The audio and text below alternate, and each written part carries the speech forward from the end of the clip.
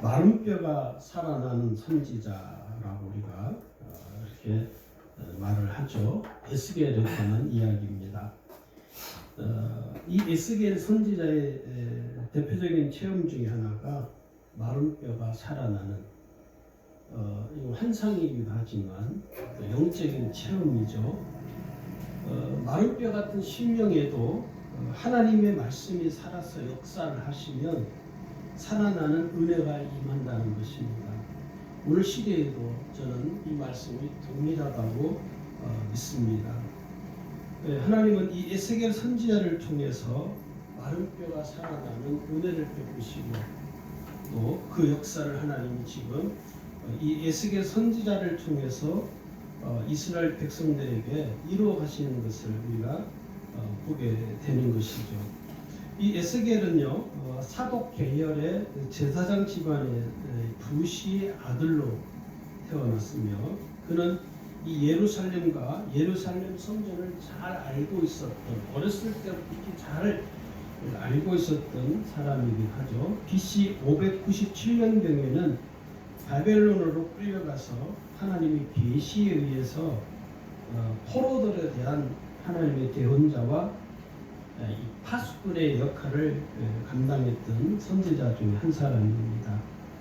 하나님을 배반하고 우상을 섬기고 이교적 관습에 젖어있던 사람들에게 속에서 이 에스겔 선지자가 경고의 메시지를 던지는 것을 보게 됩니다. 요즘 시대에는 오늘 많은 우리 기독교인들을 향하여 그리스도인들을 향하여 경고의 메시지가 부족한 지경이죠. 사실은 설교자들의 설교가 그냥 귀를 즐겁게 하는 설교로 끝나기 때문에 그걸 가리켜서 우리는 오늘 한국교회가 세속화된 증거 중 하나가 이 성도들이 귀를 즐겁게 해주는 이 설교자들의 설교가 흠몫을 하고 있다. 이 메시지는 어떤 면에서 여러분 경고성이 담겨있는 메시지가 들어가야 됩니다.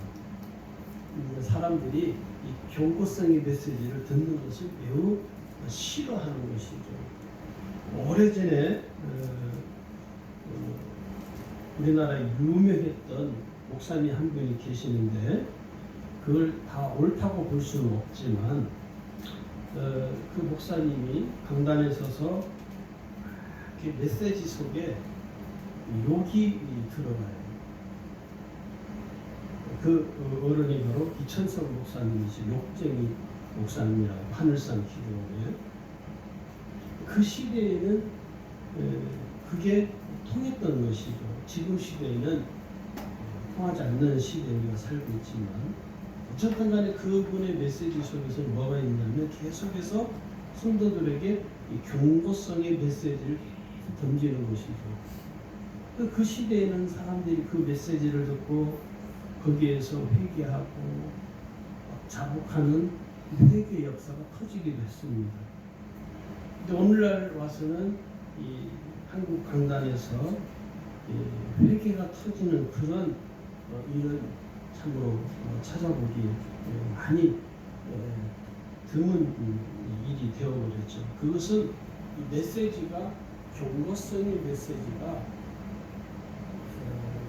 빠져버렸거나 또 들어갔다 하더라도 오늘날 현대 교인들이 그 경고성의 메시지를 경고로 받아들이지 않고 그것을 이렇게 이제 표현하는 경우가 있어요. 깐다. 우리를 깐다. 좋은 표현은 결코 아니지만 그러나 이 에스겔 선지자는요 그 이스라엘 백성들을 향하여 하나님을 배신하고 우상을 섬기고 이교적 관습에 젖어있던 그들을 향하여 계속해서 이 메시지를 던지는데 그 메시지에 주된 내용들이 뭐냐면 경고성의 메시지가 있었다 하는 것입니다. 그리고 그 BC 약 612년경에는요 그 당시에 최대의 강국이었던 이 아수르의 수도 니느웨가 바벨론에 의해서 멸망을 하게 되고 애굽도 몰락을 하는 과정에 있습니다. 그 당시 612년에 신흥 세력으로 등장한 그 어디냐면 바벨론입니다.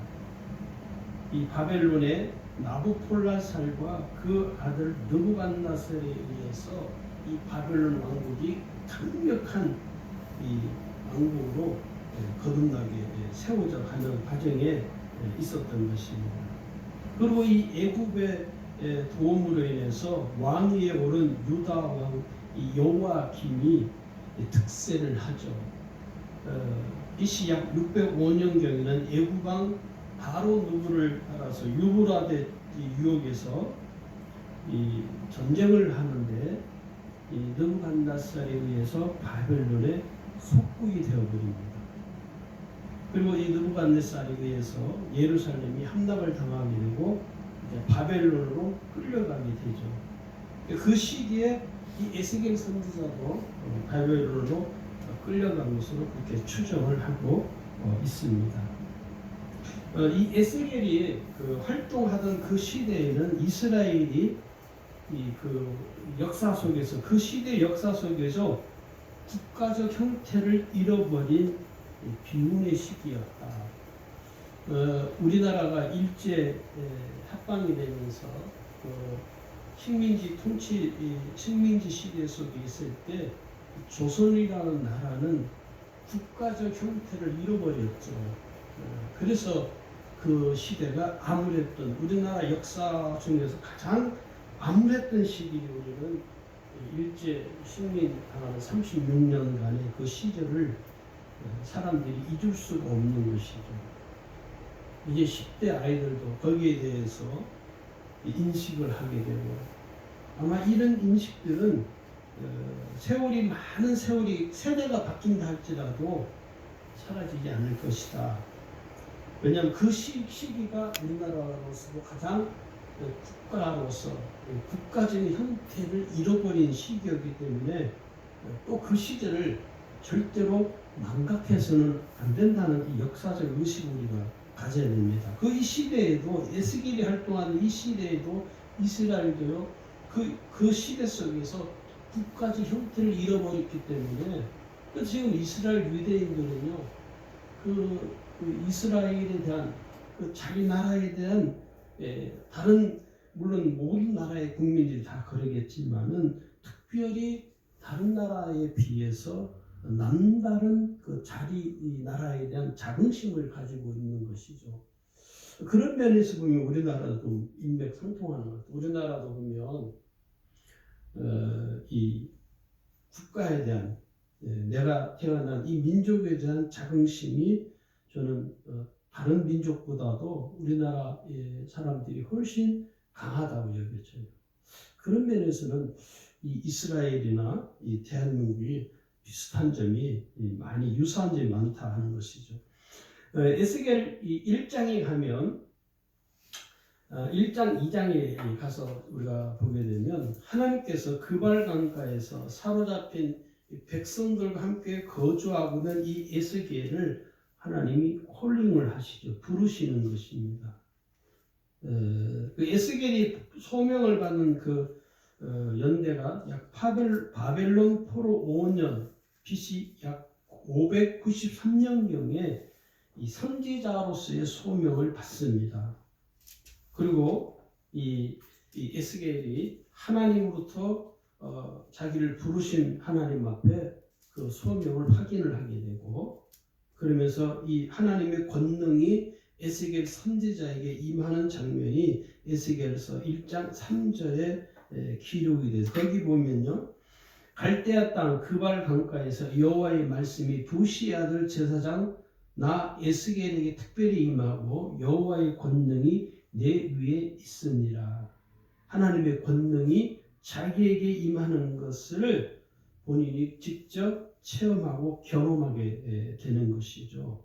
이게 굉장히 어떤 면에서는요 정말 말로 표현할 수 없는 영광이면서도 두려움과 떨림이 함께 뒤섞여 있는 그런 모습이기도 하죠.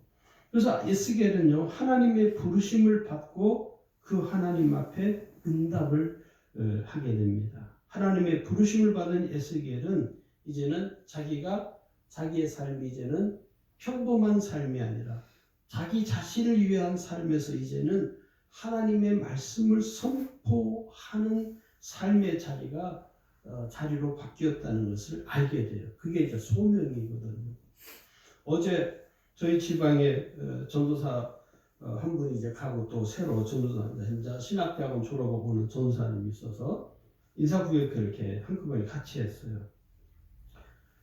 나이들이 다 아직 어리니까 젊으니까 제가 그런 이야기 했습니다.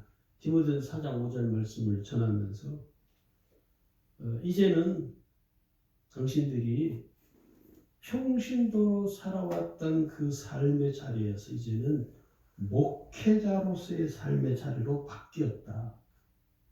이 신학생들이 그 의식을 못하는 게 하나 있어요. 우리나라 한국 신학교 나오는 그 개신교에 있는 신학교에서 졸업한 신학생들이 의식이 참 부족합니다. 뭐가 부족하냐면 내가 하나님으로부터 소명을 받았다는 의식이 결여되어 있어요. 상당히 많이, 너무 많이 결여되어 있어요. 그 왜 그러냐면 신학교 대학교 4년, 그 다음에 대학원 어떤 경우는 3년, 2년 이렇게 하거든요. 제일 짧으면 학부하고 대학원하고 학교에서 한 6년, 길게는 7년 이렇게 하는데 그 과정은 굉장히 짧거든요. 평생을 목회하는 데 있어서 그 6년, 7년 과정은 지극히 10분의 1도 되지 않는데 그 배운 과정을 그것이 다라고 생각을 해요. 그래가지고 목회에 나와가지고 배우지를 않아요. 어제 제가 그 분들한테 그랬어요. 목사의 큰 함정이 뭐냐면 목사를 가르쳐줄 스승이 없다. 목사가 되는 순간. 그리고 목사들이 가르침 받으려고 하지 않는다. 이게 큰 위험한 거거든요, 사실. 그리고 더 위험한 것은 목사의 삶은 평신도의 삶하고 전혀 다르거든요. 그런데 오늘날 젊은 목사들이 살아가는 거 보면 평신도처럼 살아요. 목사인데도 불구하고 신학교를 졸업한 목회자인데도 불구하고 여전히 평신도처럼 사는 것이죠. 그러니 이게 이 소명의식이라는 것이 점점 사라져가는 것을 참 안타깝게 여기는 거죠. 어제도 그 설교서에 제가 그런 이야기 했습니다. 이제는 목회자로서의 삶을 살아야 된다. 그렇지 아니하면 목회를 하다가 또 자기 스스로 그냥 못 견뎌서 넘어지기도 하고 못 견뎌서 목회를 그만두는 사람도 많거든요. 그런데 오늘 여기 이 에스겔 선지자는 소명을 받기 이전의 삶과 소명을 받고 난 이후의 삶이 완전히 달랐다는 것이. 왜? 이제는 하나님의 말씀을 대언해야 될 선지자로서의 삶을 그가 살아야 하기 때문에 삶 자체가 완전히 다른 것이죠. 대통령을 이렇게 보시면은요, 그런 걸 저는 그렇게 느껴져요. 대통령이 되기 이전의 삶과 대통령이 되고 난 이후의 삶은 완전히 다릅니다. 대통령이 됐는데도 불구하고 대통령 되기 이전의 삶을 산다면 그 사람은 대통령 될 자격이 없는 사람이에요. 그죠? 자격 자체가 없습니다. 오늘 이 에스겔 선지자는 하나님으로부터 소명을 받기 이전의 삶과 소명을 받고 난 이후의 삶이 완전히 달라졌다는 것이죠. 왜? 이제는 이 뒤에도 말씀드리겠지만 하나님의 파수꾼의 역할을 하는 것이죠. 소명을 받은 자들은 하나님의 파수꾼으로서의 삶을 사는 것이죠. 여기 보면요, 에스겔 3장 17절에 보시면은 하나님께서 에스겔이 이렇게 말해요. 인자야, 내가 너를 이스라엘 족속의 파수꾼으로 세웠으니 너는 내 입의 말을 듣고 나를 대신하여 그들을 깨우치라. 배운자 역할이죠. 파수꾼의 역할이죠. 하나님의 말씀, 하나님께서 에스겔 선지자에게 주시는, 에스겔 선지자 입에 주신 그 하나님의 말씀을 대신 전하는 배운자, 대신 그들을 깨우치는 파수꾼의 역할을 하는 것이 이 에스겔 선지자가 해야 할 일이라는 것입니다. 오늘 우리 그리스도인들도 저는 동일하다고 봐요. 오늘 이 시대에 우리가 이 시대를 보면서 이 우리나라 역사 속에서 시대적인 정말 소명감을 가지고 그리스도인들이 깨어서 이 시대의 사람들을 향하여 뭘 해야 됩니까? 파수꾼의 역할을 해야 돼요. 그래서 우매한 하나님을 알지 못한 무지한 사람들에게 하나님 살아계신 것을 우리의 삶을 통해서 보여줘야 되고, 우리의 삶을 통해서 하나님이 살아계시다는 사실을 우리 스스로가 증명해 보여야 됩니다. 그래서 옛날에는 길거리 다니면서 막 모방 전도하고 거리 전도하고 막 마이크 들고 다니면서 예수 믿으세요, 예수 안 믿으면 지옥 갑니다, 그게 통했죠. 60년대 70년대까지만 하더라도. 그런데 지금 시대는 그렇게 해가지고는 예수를 전하기는 어렵습니다. 오히려 욕을 먹죠. 지금 시대는 어떤 시대냐? 오늘 우리의 삶을 통해서 하나님이 살아계신 것을 우리가 보여주는 것입니다. 가장 효과적이죠, 사실은. 그래서 지금 시대는 길거리에서 외치는 시대가 아니라 지금 시대는 우리의 삶의 자리에서 우리의 삶을 통해서 하나님이 살아계시다, 예수님이 계시다는 사실을 나의 삶을 통해서 보여주는, 그러자 다른 말로 증명하는 것입니다. 내가 나를 통해 나를 봐라. 나를 보면 하나님이 살아계신 것이 믿어지지 않는다. 그러려면 내 삶이 뒷받침이 돼야 됩니다. 지금은 한 분은 뭐 저를 멀리, 두 분 다 이사를 좀 멀리 하시는, 여기 울산에 살지 않으시는데 저는 그분이 참 귀하다고요. 제가 우리 교회에서 신앙사다가 떠난 분 중에 제가 늘 마음에 이렇게 맞는 분이라고 또 생각날 때마다 제가 그 분을 위해서 기도를 하는데, 하루는 여자 성도님이 딸과 함께 이제 전도가 돼서 왔어요. 근데 그분이 하는 말이, 목사님, 제가 주님을 왜 나온지 아십니까? 왜 어떻게 나오셨냐고. 이 언니가 저하고 보험회사 같이 교육을 이렇게 받았는데 전혀 모르는 사람인데 그렇게 하는 거 보면 진짜 예수 믿는 사람처럼 보이더라고요. 진짜 예수 믿는 사람처럼, 예수 믿는 사람처럼 보이더래요. 그래서 물어봤대요. 혹시 교회 다니는? 그렇다고. 역시. 그래서 두 분이 이렇게 친해져가지고 언니 동생 이렇게 하는 사이가 되어서, 그러면 내가 언니가 다니는 교회를 꼭 가고 싶다. 그렇게 해서 그분이 교회를 나오게 됐다는 거예요. 전에는 그분도 예수를 믿었던 분이에요. 그런데 살다가 이런저런 이유 때문에 잠시 예수를 믿지 아니하다가 그 언니의 삶을 통해서 분명히 보니까 저 사람 뭔가 예수 믿는 사람 냄새가 나더라고요. 그래서 우리 교회를 그 집사님 같은 걸 전도를 본인이 해야겠다. 야, 너 예수 믿어. 그렇게 데리고 교회로 인도하는 것이 아니라 그 삶을 통해서 예수 믿는 사람, 예수님이 계시다는 것을, 저 사람이 예수 믿는 사람이구나 하는 생각이 들 정도로 그 삶에서 얼마나 선한 영향력을 끼치는 거예요. 그래서 교회를 오게 됐다는. 그래서 지금도 그 집사님이 참 잊혀지질 않아요.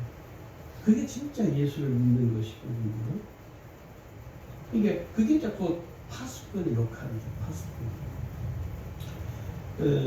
그리고 이제 하나님께서는요, 이 에스겔 3장 22절 27절에 가면 하나님이 에스겔에게 뭐라고 침묵할 것을 하나님이 말씀을 하십니다. 왜 하나님이 소명을 주시고 이 에스겔에게 침묵하라느냐면요, 우리 성경을 잘 보면 이렇게 말해요.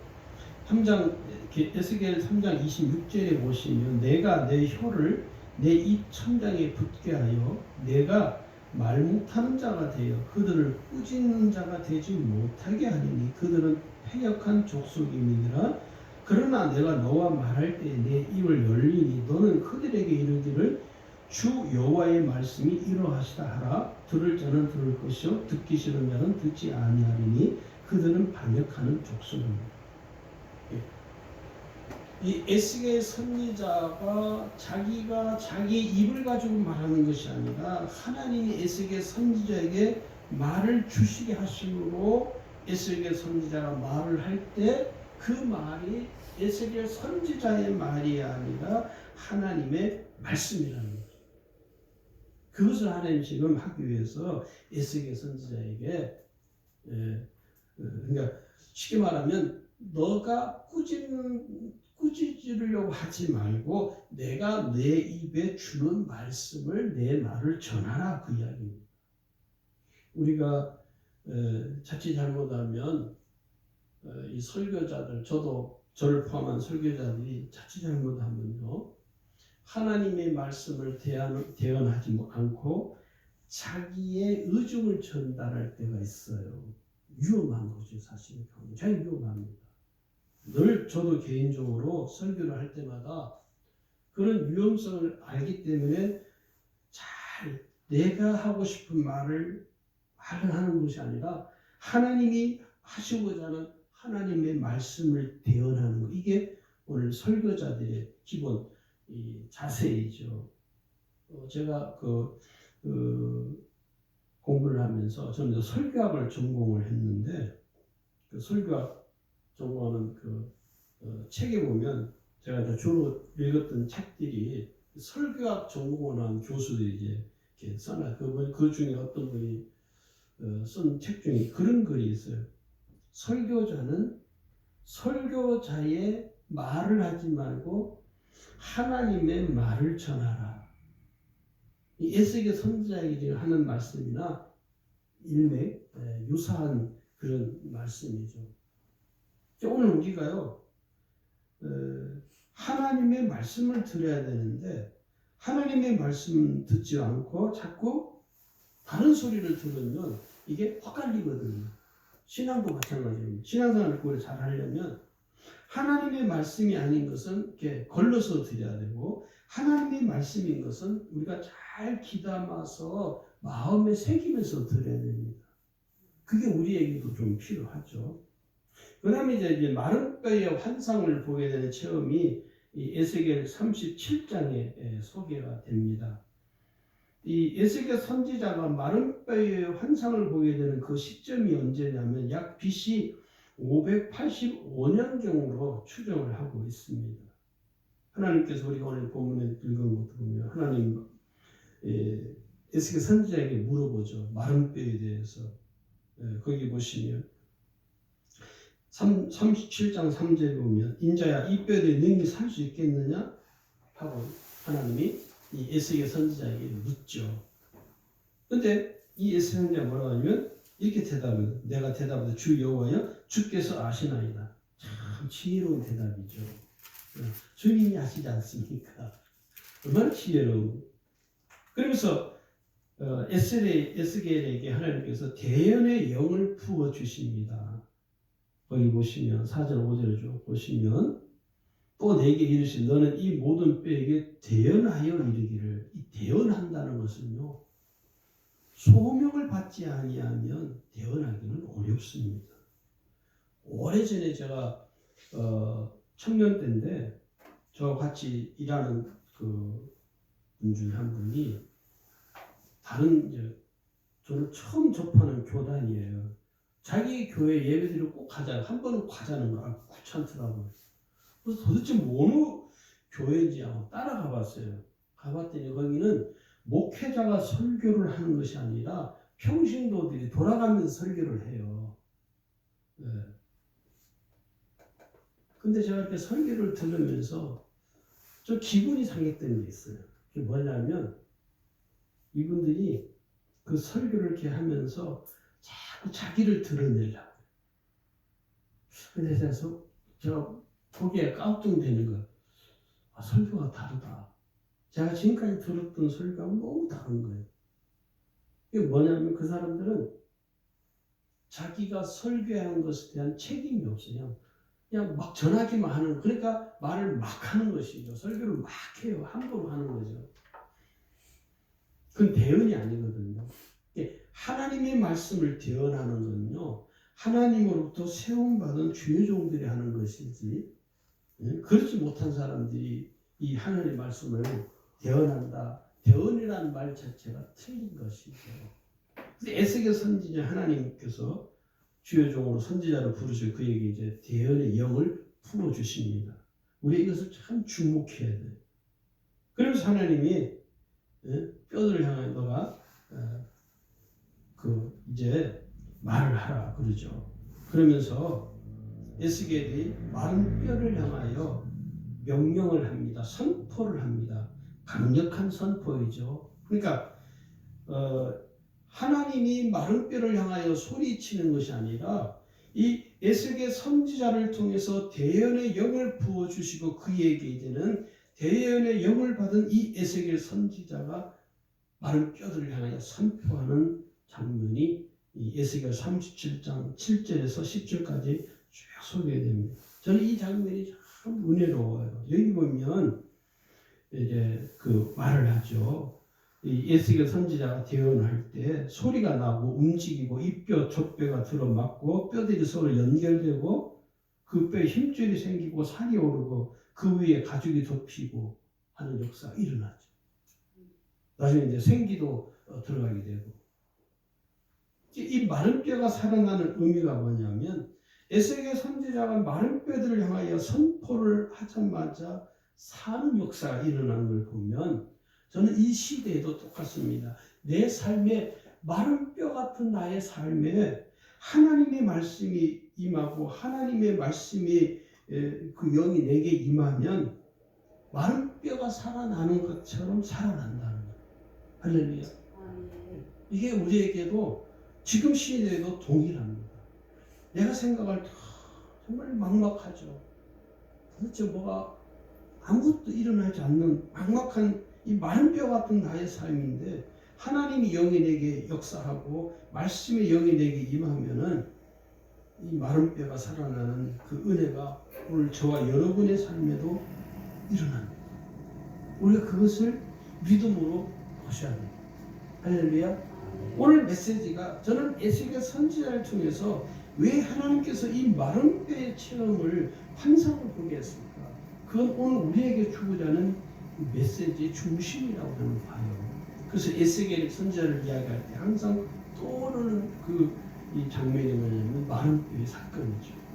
오늘 저와 여러분도 이 마른 뼈가 생명이 붙어서 생기가 붙어서 살아나는 것처럼 저와 여러분의 삶에도 생기가 돋아나기를 주의 이름으로 축원합니다.